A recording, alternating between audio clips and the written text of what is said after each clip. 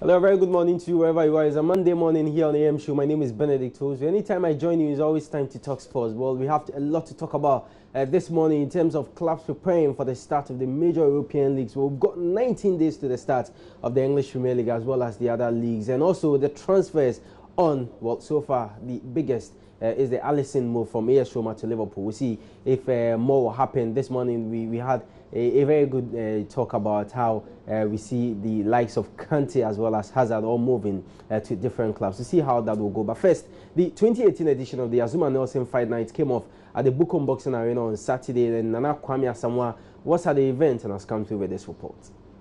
It was a night that brought together various celebrities and sports personalities under one roof to celebrate Africa's first and only boxing Hall of Famer. The special edition of the Azumah Nelson Fight Night, which was for their first time, promoted by the boxing legend, saw 5 bouts lined up with the National Super Featherweight Championship contest between Ibrahim Osei Bonsu and Patrick Ayi being the headline bout. Out of the 5 terrific fights which were witnessed on the night, 3 were decided by knockout, with only 2 bouts being decided by the judges' scorecard. Nigeria's Wahab Oluwaseyin claimed the victory on the night with a 6th round knockout of Togo's Mobi Saruna in their super featherweight battle. Stephen Abe added one more win to his impressive record of 18 victories after handing a technical knockout to Emmanuel Danso in the National Super Featherweight contest. The 3rd and final knockout of the night was pulled off by Sheriff Kwei, who landed a heavy blow to the face of an already jaded Benjamin Latte in the 7th round to ensure that the bout did not travel the full distance. In the National Lightweight Championship division, Isaac Dowuna, alias Zongo Fire, came into the ring in a dramatic manner but got bettered by Michael Amwa, who could have knocked him out but decided to see out the entire rounds for reasons best known to him. At the end of the bout, the judges' scorecards read in favor of Michael Amwa. The biggest bout of the night was against 2 boxers who were sworn enemies and have been calling out each other for ages.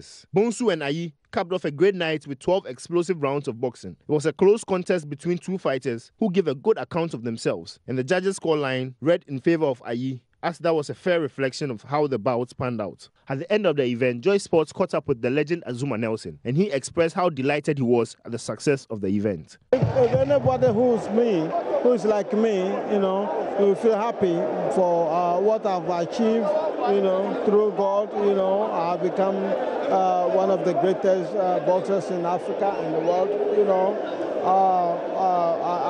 I entered into boxing and I got to the level, to the highest level. I've done well. I'm happy. We need experience. We need experience. We need experience. We need the boys to be humble and train hard. So that's what we are doing. We are promoting the fight, the good boxers, so that we pick the champions.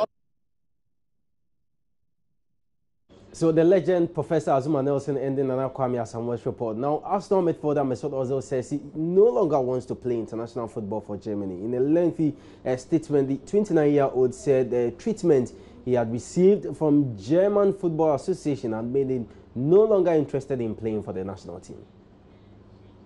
Ozil was criticized after being photographed with Turkish President Recep Tayyip Erdogan at a London event. Ozil attended the event with fellow Germany international Ilkay Gundogan. Both Ozil and Manchester City's Gundogan are of Turkish descent. Ozil said he and Gundogan talked about football with the president. Afterwards, photographs were released by Turkey's governing AK party in the build-up to elections in the country, which Erdogan won outright. Many German politicians questioned Ozil and Gundogan's loyalty to German democratic values. Germany has previously criticized the Turkish leaders' crackdown on political dissent following a failed coup. Ozil said he would have been disrespecting his ancestors' roots had he not posed for photographs with the Turkish president. He added that he and his family had received hate mail, threatening phone calls, and comments on social media.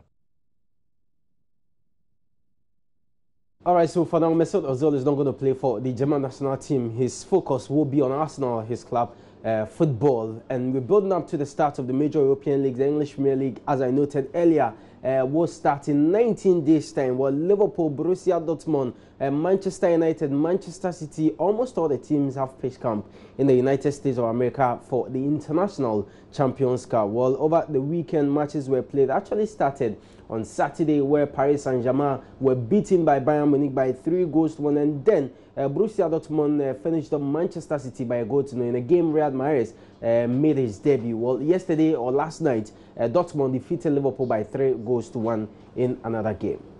So Paris Saint-Germain losing by 3-1 in their game against Bayern Munich earlier. I saw how Liverpool also lost to Borussia Dortmund by 3-1. It's not been too good for Buffon since making that move from Juventus to Paris Saint-Germain. His debut game, he shipped in 3 goals, and yesterday 3 goals, so 6 goals in his last 2 games. So we'll see how that will go. On that note, we end sports this morning. I'm Benedict Toast. Thanks so much for your company.